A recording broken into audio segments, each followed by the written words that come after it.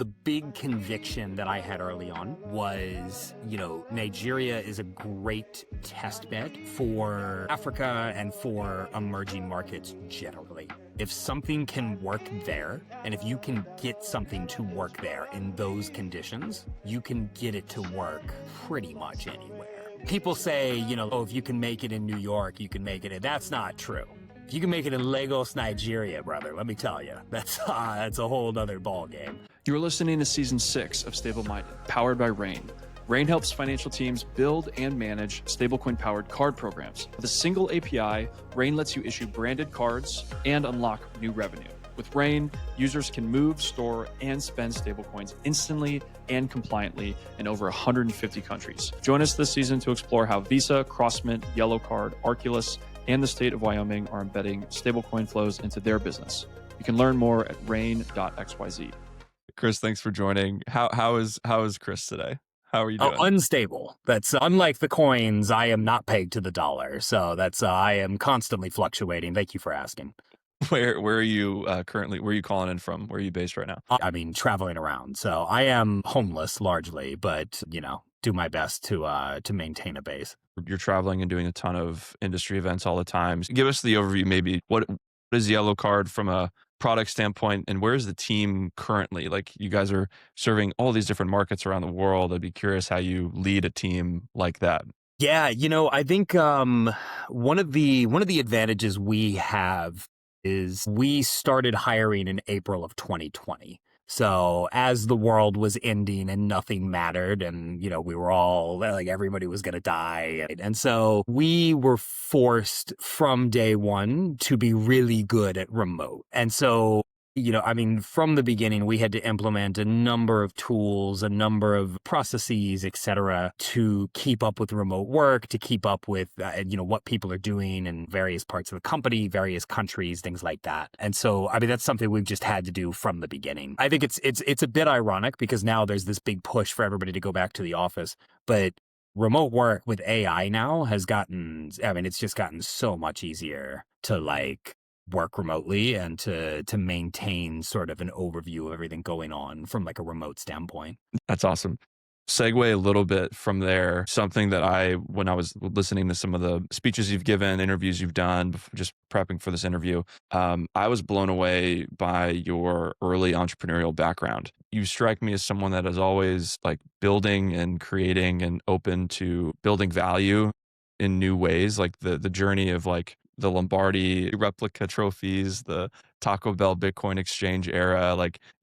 We don't have to go into all of this, but I think it's really important as we frame up Yellow Card and what you're doing now to hit on some of these things, because the first business endeavor that you really went all in with was not Yellow Card. There were so many other things. Maybe to ask more directly, what is that about you that you feel like is, sounds like you've had this since you were a kid. What is that quality about you that makes you that way? I think I'm just crazy. Does it feel that way personally? Or when you look externally, you're like, man, everyone this isn't normal, but it feels normal to me. Is it kind of like that? As I drool into the mirror at 3 a.m. No, I think, it's something that's just always been a part of the way that I think, right? And my father, for example, had his own business, never really worked for anybody else, and my mom, by comparison, has had the same job pretty much her whole life, right?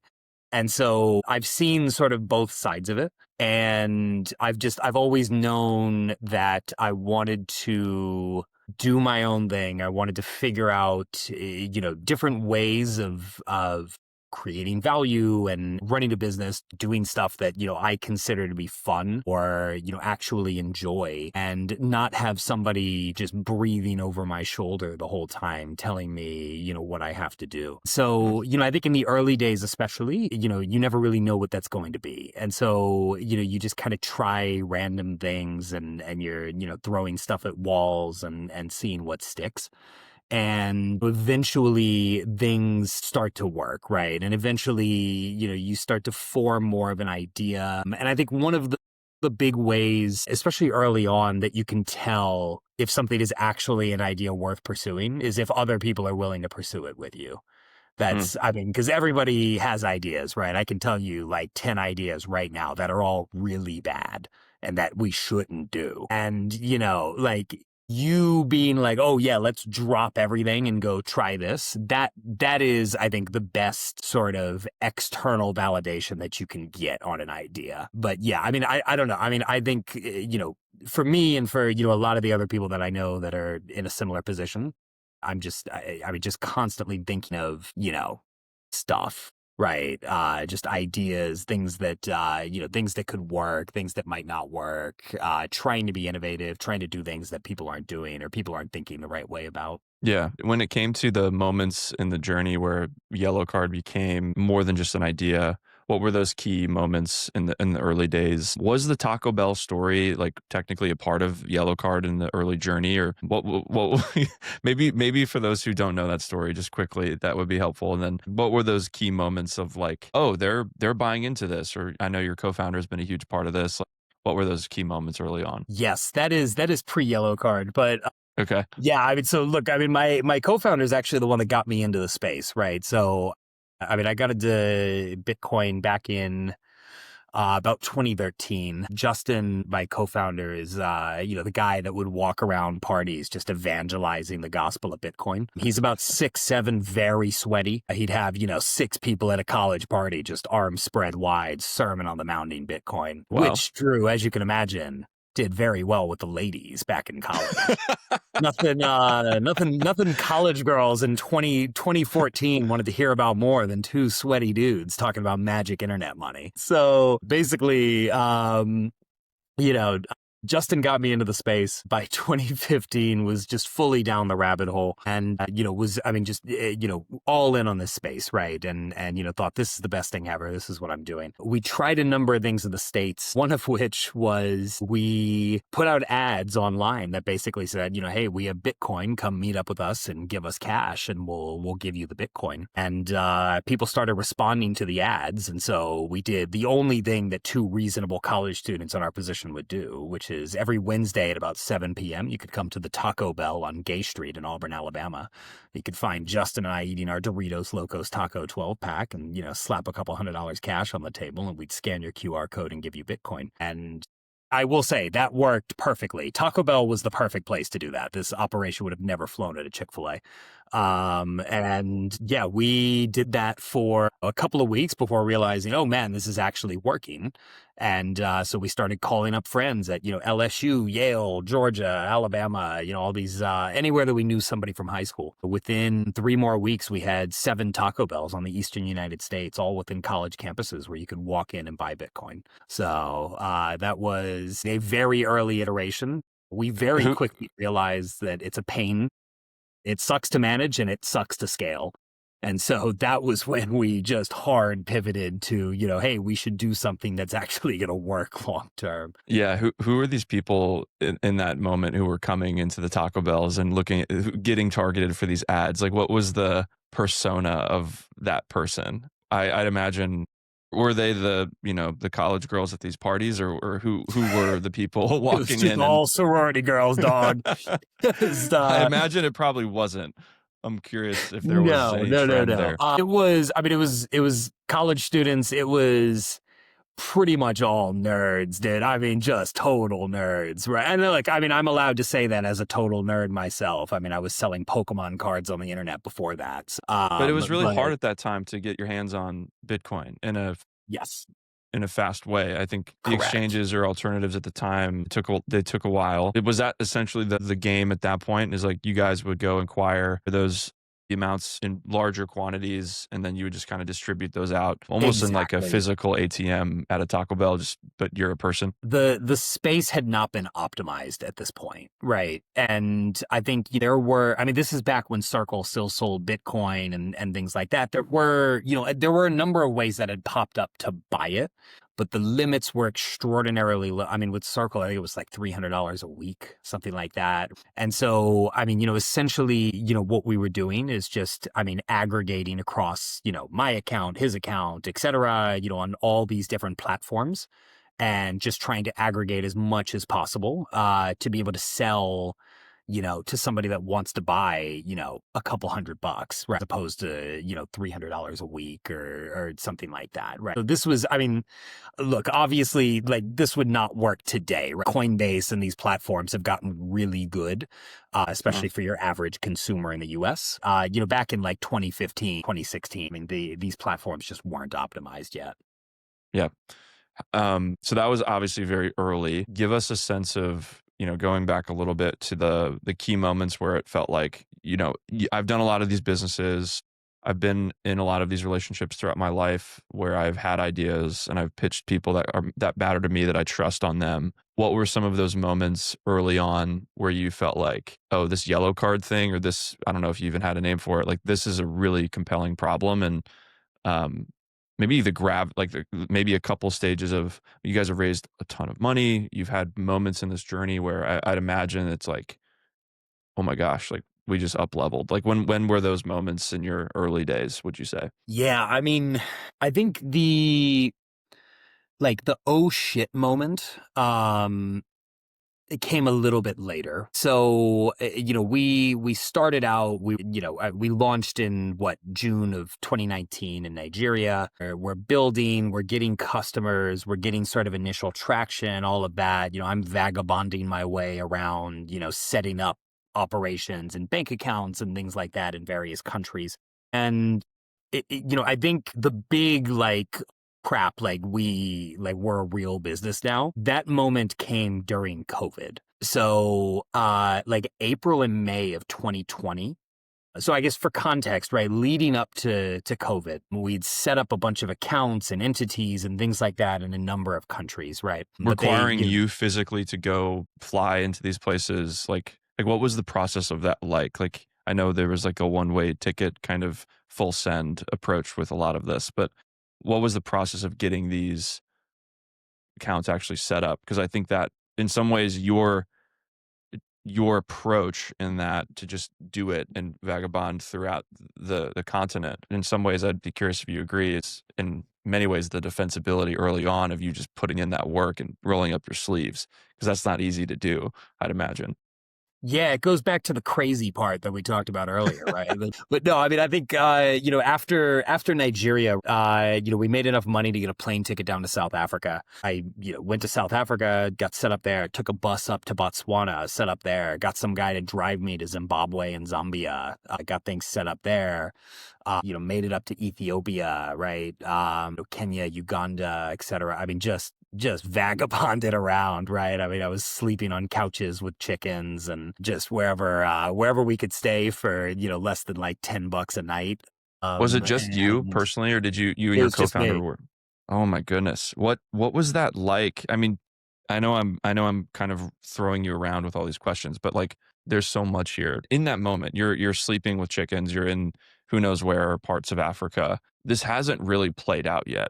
Like it really you feel momentum, but obviously had conviction enough at that point to be doing what you were doing. But what was that like in that place? Yeah, a ton of conviction, because at this point we hadn't raised money, or we hadn't raised like real money at this point, right? And so, we were focused on operating the business profitably, sustainably to be able to grow.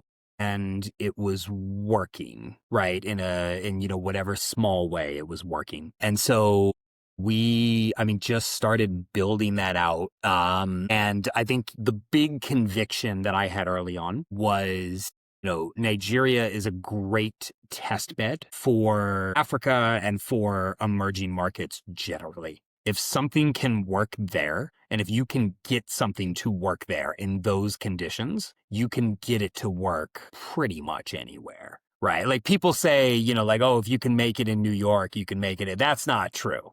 If you can make it in Lagos, Nigeria, brother, let me tell you, that's a whole other ball game. For And those who so don't know, what do you mean by that? What is so uniquely difficult about setting up an entity or operating a company there? What specifically does that look like? it's just a challenging place, right? There's just so many. Look, it's one of those like great dualities in terms of a city, right? There's so much opportunity and there's so many great things that you can do there. But at the same time, there are so many challenges, right? With the infrastructure, it's way overpopulated infrastructure, electricity, the water, internet, like you name it, right? And so you have this, you have like both sides of it, right? Where there's a ton of challenges, but then there's also just so much opportunity that comes out of those challenges, right? And so, finding a way to navigate that, really what it's all about, right? I mean, I don't know. For example, if you want to do like food delivery there, well, that's great, right? You can do food delivery in New York because people have cars and bikes and there are bike lanes and, roads and this and that, and it's all totally fine. Your car, if that food delivery guy is sitting in 5 hours of Lagos traffic to go, 20 minutes down the street, right? That's nobody's going to order. And at the same time, like the margins and the price point and everything is smaller because it's just a different like scale in terms of the economy, right? A pizza doesn't cost as much, in Lagos as it does in New York.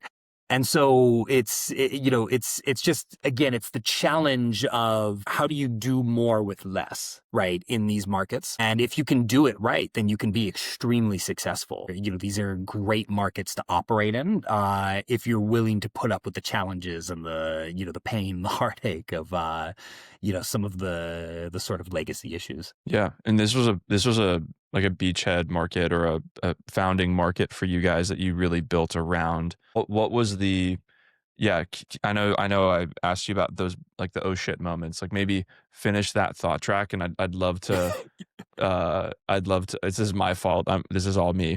I'm taking you away from those. What was the oh shit moment? And then let's dive into the yellow card a little bit on like the product side and where you guys are at now. Yes. So the big shit moment was we launched in June of 2019. Took us about a month to do our first $100,000 in transactions. And then by the end of the year, we were doing about $1 million a month. Right. And we were like, oh, this is great. When COVID hit and everything went online and everything went crazy, we saw an initial dip because, the world was ending. Nobody knew what was happening. Nobody's, buying Bitcoin. And then all of a sudden it spiked. We went from $1 million a month to $1 million a day almost overnight. And that was for us the moment where it was like, oh, like, oh shit, dude, like we have to be a real company now. Like our employees are going to want contracts, like that was when we started. Okay, how do we actually, like build a company, right? Because at that point it was just a bunch of guys like, doing stuff and, building products and trying to make things work and selling and this and that. And, then it was like, oh, okay, we need to hire, we need to scale, we need, people that can do this and do that. We need, well, if you hire a lot of people, now you need HR. And then if you, and you need policy. And this was at the time where Bitcoin, in that moment, I remember this day, I think Bitcoin like went down to around $5,000 or $6,000 per coin after like what it felt like Even this less. devastating moment. Yeah, it was at like even less 2,000 or something. It was crazy. Yeah, like I remember that awful feeling in like the trenches of like the early COVID world where I was like, oh no, Bitcoin is just so down bad right now. Everything is all hope lost. So what was the thing that these companies were doing? You guys, I know you've evolved to really have most of the volume now being stablecoin focused. Was the volume $1 million a day? Was that all on ramps into Bitcoin, or what were those people doing, and why do you think that shift happened with that macroeconomic event? Yeah. So at the time we were doing just Bitcoin, right? I think may have offered Ethereum at the time, but nobody really likes to send $5 for a cost of 50, and so it wasn't super popular. But we were doing pretty much just Bitcoin at the time, and people were doing the same things that they were doing now. I think we just didn't realize it back then, right? When we started off, we wanted to be Coinbase. Right. We wanted to build, an exchange that people could use and more easily get access to this technology. The sort of, on the thread of, oh shit moments, the one that we had specifically for stablecoins came at the end of that year, 2020 going into 21, we listed USDT And we went overnight from 100% Bitcoin to about 30% USDT. And within 4 months, we were 99% USDT. I mean, just Wow. everybody switched to 100. I mean, almost 100% of volume was just USDT at that point. And that On was ramps from when, cash yeah, to like fiat just cash to stablecoins. local currencies in and out of USDT. And that was the point where we started, really revisiting what are people doing specifically with, with crypto, with virtual assets, with stable coins. Because I think, I mean, look, and this is the same for pretty much anybody that, starts out with, a specific idea. Always think that people are going to use it in one certain way. You think that businesses and customers are going to, do this with your product. And sometimes you're right. Sometimes you are totally wrong. And, the market finds its own use case for the thing that you've delivered. Hmm. For us, I mean, we thought that people wanted to buy virtual assets, to invest, hedge against inflation, to be able to, I mean, just better manage their treasury, right, and hold these assets. Yeah. Store of That value really focused. wasn't, yeah, store of value, right? And look, that's definitely a piece of it. I'm not going to say that that's not a thing, but the vast majority of it is payments, right? International payments, right? Payments that don't work through the traditional system in a lot of emerging markets that, people need an alternative to be able to facilitate. And in that 4-month period, would you say in your mind that you evolved from a trading store of value, we're going to think of ourselves as like an exchange or a Coinbase type of company, into now a global payments organization, like that 4-month period? Because at the time, were you, if I'm thinking about putting myself in your shoes and I'm like, hey, this is great. We're like making these spreads on these volatile assets. We can build in like revenue there. Were you like, was there a little bit of concern or like, how are we going to monetize this stablecoin thing? Or this is way different? Or how did you approach? In some ways, it seems a little bit more complex to build revenue or profitability around stablecoins. Or I don't know if that's what you felt like or what that moment was like. Was it exciting for you to see USDT in that moment? Or were you like, what the hell is going on? How are we gonna follow this wave? And is this where we want to be going? Like, what was that like? Yeah, I mean, look, that was never really a concern for us because we're not doing dollar to stablecoin, right? I think there are a lot of companies, obviously now, I mean, some of the big stablecoin companies in the US and such that just do like US dollar to US dollar stablecoin. Mm, At least long term, I don't know how they continue to monetize. We don't pay for that. And I think, eventually companies will not pay for that. I think that banks will sort of commoditize that space. You'll be able to go one to one. I think Revolut just put out something where you can, go one to one with stable coins, things like that. So, US dollar to US dollar stablecoin, totally agree. I don't really see that as like long term, how do you say, able to really be monetized. For us, we're working against emerging market currencies. We're doing this against peso, against rand, shilling, currencies like that. And so there's still a market to be made, right? You're not swapping dollar to dollar, right? You're helping people buy and sell stable coins using these currencies, right? So there's definitely, I mean, from a monetization standpoint, there's definitely still a margin. There's definitely still a market to be made there. I think that for us, the big thing as it started to happen for us was like, people don't actually care about like Bitcoin. People don't hmm. actually care about like Ethereum. They don't care about Solana. They don't actually care about any of this stuff. They just want dollars. And, stable coins are a better form of the dollar. So people gravitated towards that in just such a heavy way. What next? I mean, for someone, it sounds like you are a Bitcoiner. You really believed in that. Still probably do. What did you know had to change? What did you have to change in terms of the go to market at that point to really now go build this amazing dollar access business? Zoom us forward a few years now. I mean, you've been doing this for, you in many ways, I think a lot of the builders now that we meet with and that we've met with throughout the last year look at Yellow Card as like, yeah, they were absolutely first and they absolutely crushed it. And I think in this 4-month period, it was kind of this incredible, one of the first, like you were maybe the first big oh shit moments of like founders building in the stablecoin world in this scale and in this way. What is it like for you now to kind of see the meta or the conversation where all of these builders, all of these venture capital, you're on a stablecoin podcast? Like, do you feel like we're a little overhyped in this, or have you been so, because you've been building in this, you realize that the problem is so big and you're like, we reached a point where we have enough builders in this problem because it's so big? Like where are you kind of at in the spectrum of where we're at today? Yeah, man. I mean, look, back in those days, it was basically us, BV and K. That was pretty much it. There was nobody else, right? Even Bridge is only like 2 years old. So Zero Hash probably every now and then. Zero Hash was doing, Zero Hash, yes, but they weren't really doing stablecoin infra at the time, right?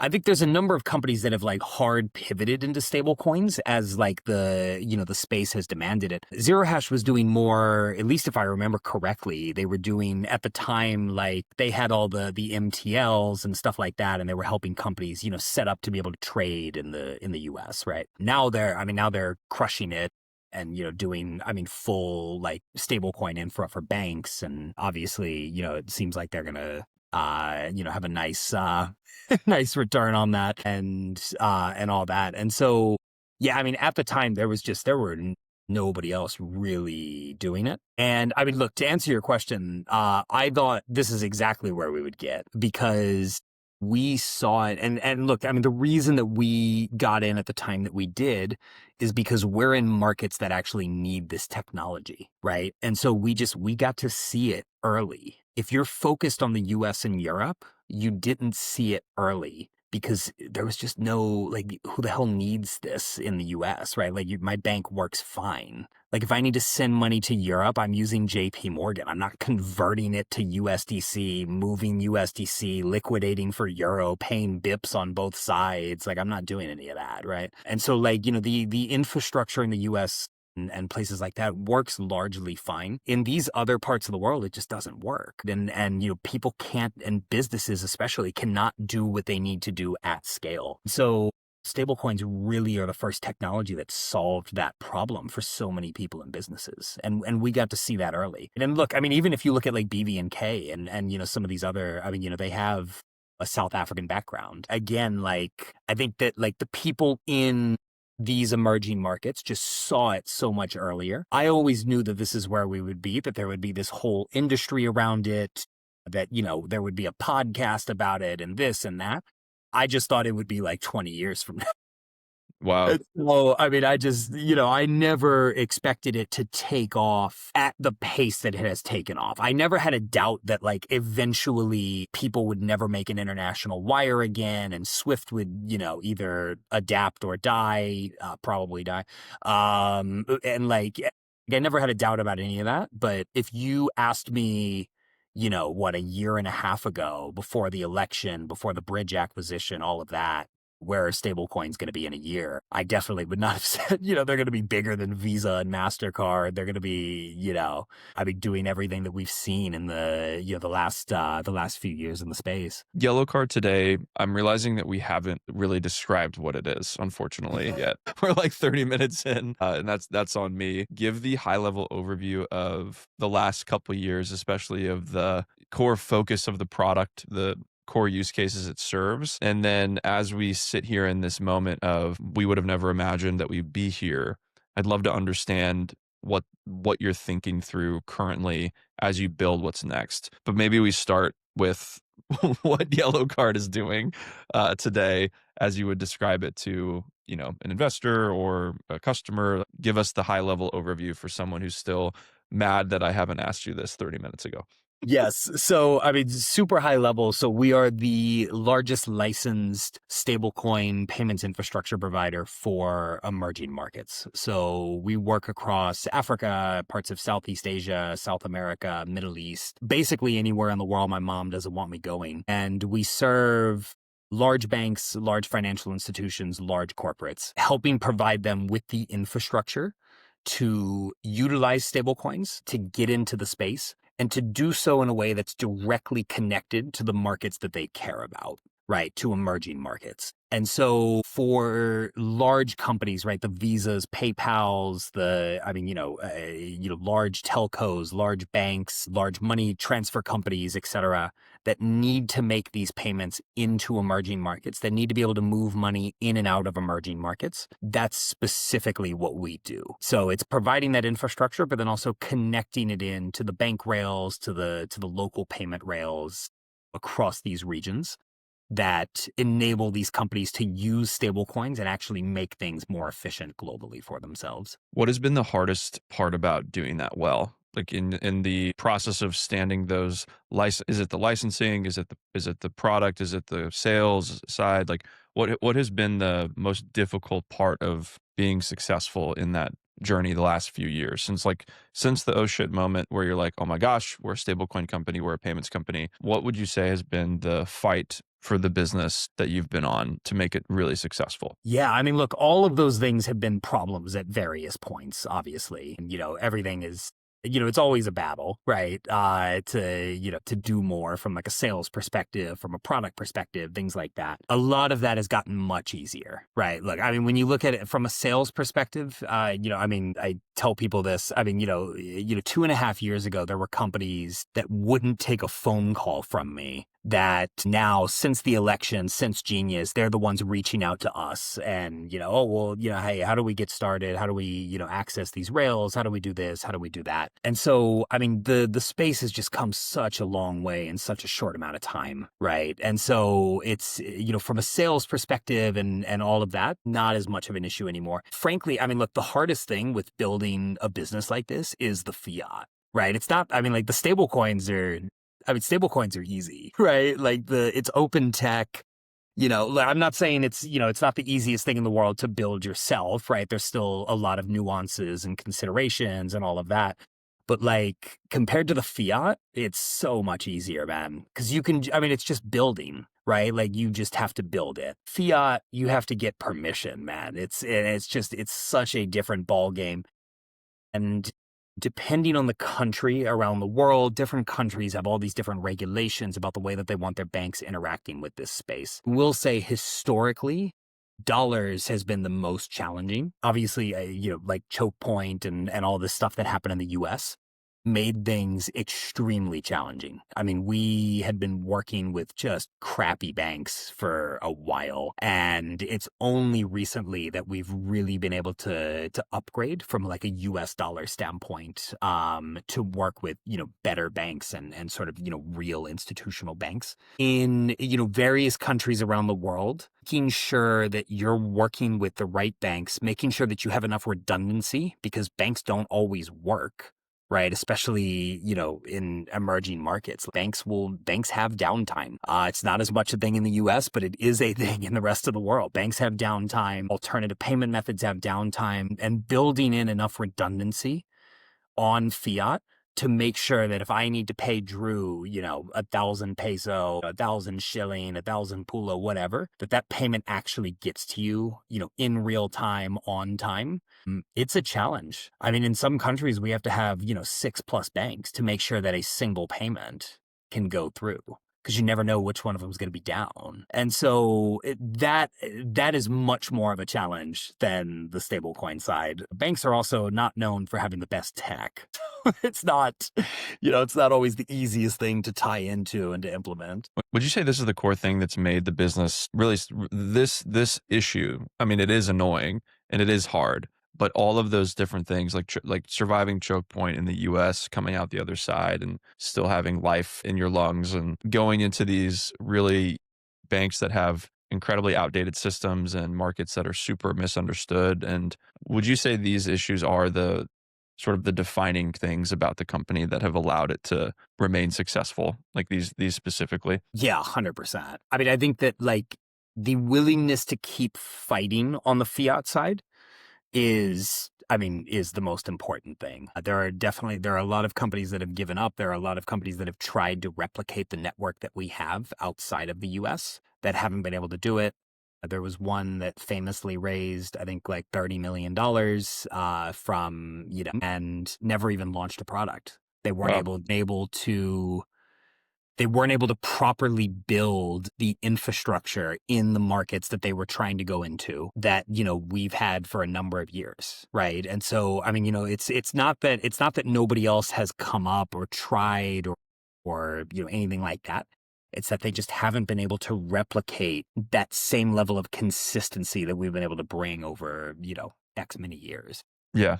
Speak a little bit about to Africa as not a single thing and what that has taught you. I thought that was a really interesting point you made in one of the episodes I was listening to before, just like the muscle that built for the business. And now as you think about the future, as we kind of round third here, like what did that muscle teach you that you are now bringing to other markets? Yeah, I mean, look, that's what's made it possible for us to do what we're doing across, other parts of the world, right? As you look at like Southeast Asia, South America, Middle East, et cetera. I mean, something that we learned from the early days, just when we were focused, on Africa, is there's just no two countries that are the same.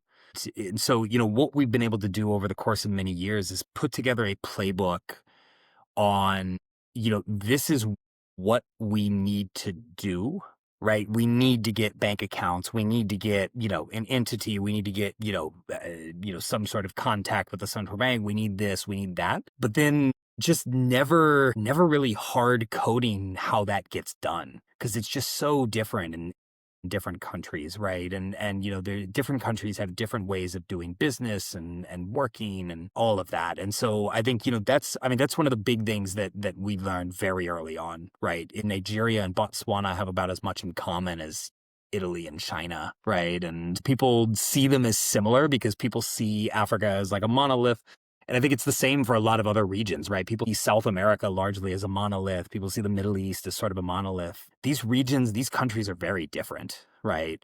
In some cases, they don't get along at all, right? They don't even like each other. But, we put them, people put them together in their minds. And being able to adapt and cut across that is extremely important, right? I mean, that's really one of the big keys to success when you think about international expansion, is not going in with any preconceived notion of how things work in any particular place. Are you still really mainly focused on that expansion effort and like kind of driving those new markets, would you say is like your core focus, or have you now found other folks that are really driving and leading that? Like, or is that still a part of where you really want to spend your strategic time and attention right now? A little bit of both, right? I mean, my core mandate at this point is just growth, right? How do we grow from where we are now to, where we need to be, right? Because it doesn't matter how fast we grow. We 4x'd in 18 months. It doesn't matter. Investors said, why not 5? And so,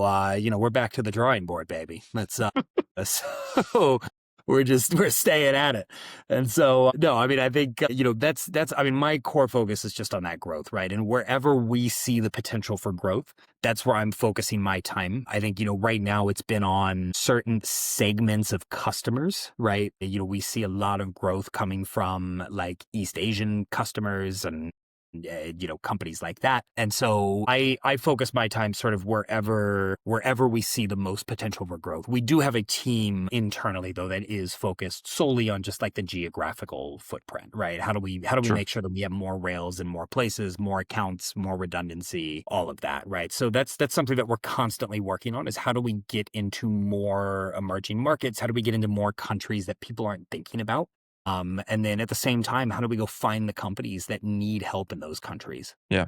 What would be the playbook? Speaking a little bit to what you've learned in the playbook you have, there are many founders in early teams who listen to the show and who are probably in that place right now where they're going and expanding and trying to form local relationships in governments and countries around the world that are unfamiliar to them. Like, what would be your words of wisdom or the approach that you would impart on them or advice that you would give? I mean, I would again say just throw out anything you think you know about doing business, right? If you are trying to do something in a country that you didn't grow up in a culture that you don't go in understanding, you need to learn that culture before you can really have a plan. And I think that was one of the things early that, we were fortunate enough to have the right people around us to teach us that.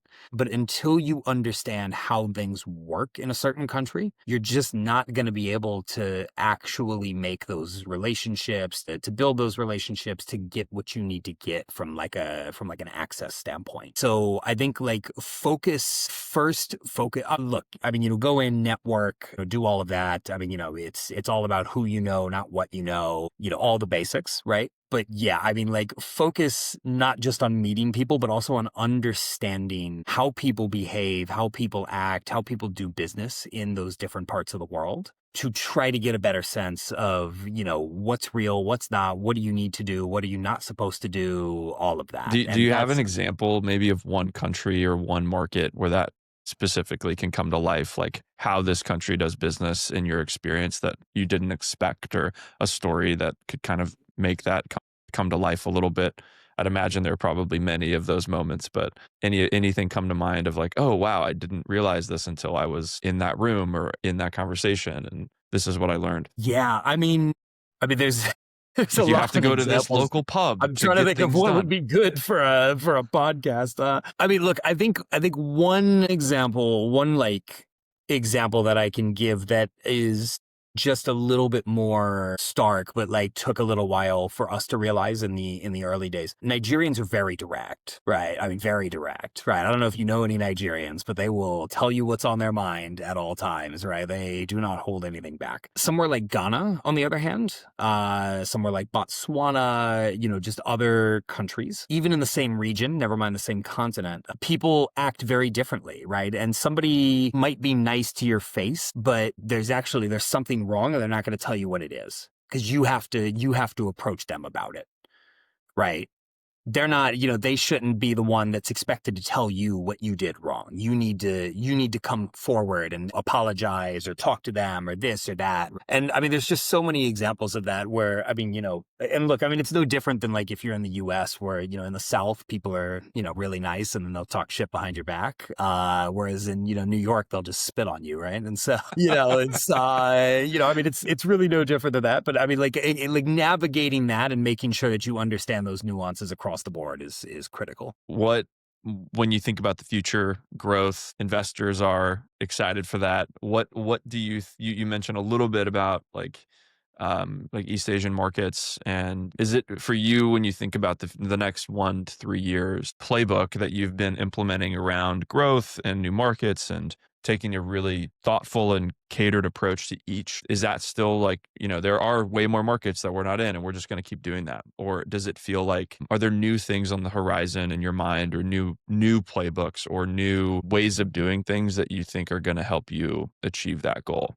right now? Yeah, like in terms of right now, to be honest, our big focus right now is sales more than it is expansion. I think that, again, the industry evolved so quickly that we're just in a land grab now. And the thing is I can't tell you how many times we'll go to a customer and it's like, oh, well, we're already working with this company. And it's like, yeah, that company doesn't solve any of your problems though. So now you just have to use both of us. And there are a lot of customers that we see. There are a lot of companies that are frankly making that mistake, I think, of using various different infrastructure companies and this and that for like to piece together so many different things. And so, what we try to do is sort of like beat a lot of these guys to the punch to make sure that these companies actually get what they want, which is payments in, emerging markets, right? And payments across these countries. And so, yeah, that's right now, that's the big focus for us. It's a total land grab. There are companies that are out there selling to, just everybody, right? And I can't tell you the number of companies that I've talked to, like corporates, where it's like, dude, what do you, like, you don't need Bitcoin. Like, you're a large publicly traded company that, sells shoes or cookies or whatever. It's like, dude, what the hell do you need like Bitcoin infrastructure for? But somebody came and sold it to them and they thought they needed it because the space has gotten so hot. And so I think that's the big thing for us right now, is just making sure that, we help these companies understand what they're actually looking for which usually is just payments, right? Usually it's less about any of the other frills. It's just the payments. And for the companies that do a lot in emerging markets, making sure that, we're there to provide them that service. And payments being, are you seeing mainly treasury, internal, like treasury management movements is a huge driver to Treasury start with? Or management and third party, right? Invoice settlement, things like that. Awesome.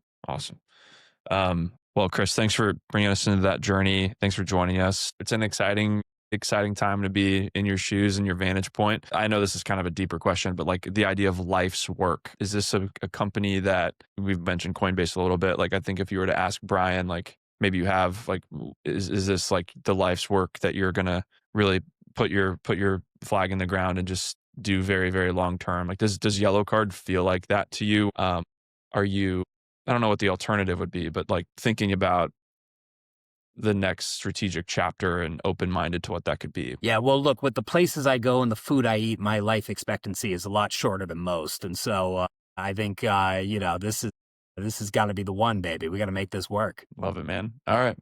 Well, thanks for the time. Of course. Appreciate it, sir. Awesome. Cool. Thank you, man.